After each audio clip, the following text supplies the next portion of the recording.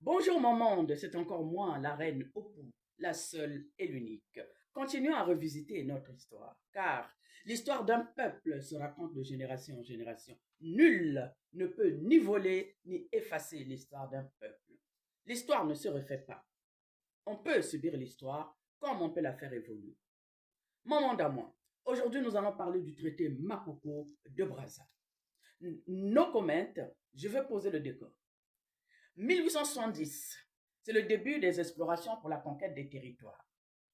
1874, c'est la première approche de Brazza en Afrique. Pierre Savorgnan de Brazza, bien sûr.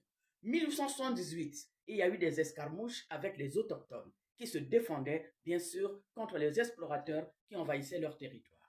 1879, ce sont les rivalités entre Pierre Savorgnan de Brazza et Stanley. Stanley qui représentait le roi belge et Pierre Savorgnan de Brazza qui représentait la France. Toujours pour la conquête des territoires du bassin du Congo qui en ces temps-là faisaient l'objet de la convoitise des pays européens. Et puis, en août 1880, après 2 jours de marche, Pierre Savorgnan de Brazza arrive à Mbé. Et là, c'est la rencontre avec le roi Makoko. Pierre Savorgnan de Brazza va y rester 12 jours. Et c'est là que le dialogue va s'engager.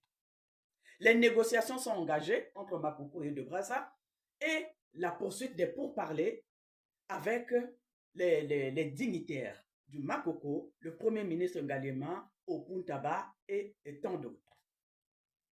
Jusqu'à ce que le 10 septembre, il y ait eu la signature du traité Makoko de Brazza, dit traité de protectorat. Le 1er octobre 1880, les palabres solennelles sont mises en place qui ont réuni les chefs locaux sous l'autorité du Premier ministre Ngalema, représentant du Makoko et d'autres dignitaires.